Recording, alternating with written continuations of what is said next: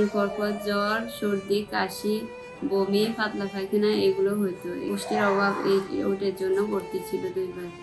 ওর রোগ প্রতিরোধ ক্ষমতাটা কম। আমার বাচ্চার নাম মোহাম্মদ আরমান।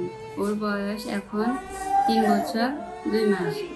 ওর প্রথমত 1.5 বছর পর্যন্ত, জন্মের পর 1.5 বছর পর্যন্ত সুস্থ ছিল। এরপরে ওর কদিন পর পর জ্বর, সর্দি, কাশি, বমি, পাতলা পায়খানা এগুলো হইতো। এগুলো হওয়ার পরে 2 বার হসপিটালে পাতলা পায়খানার জন্য ভর্তি ছিল।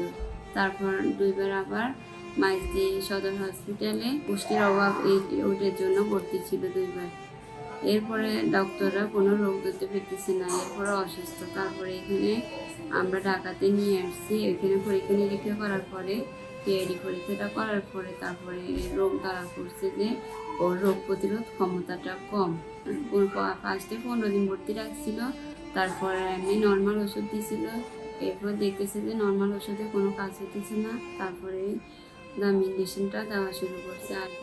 আইবিএজি যেটা বলে সেটা দিয়েছে। আইবিএজি টা আপনারা এখন পর্যন্ত কয়টা ডোজ এখন দিয়েছেন? পর্যন্ত এটা সকাল 10টা ডোজ হবে।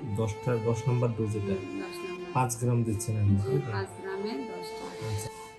আর যেটার বেশি অংশ আপনারা খরচ করে ফেলছেন অলরেডি, যখন পর্যন্ত আপনারা জানেন না যে এই রোগটা কি, এর আগেই মনে হয় বেশি অংশ টাকা খরচ করছেন।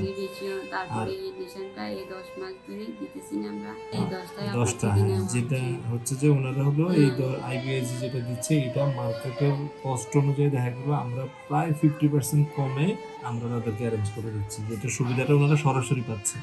মানে বঙ্গবন্ধু শেখ মুজিব মেডিকেল বিশ্ববিদ্যালয়ের আন্ডারে, এই হসপিটালের আন্ডারে এখন রেগুলারলি ট্রিটমেন্ট নিচ্ছেন।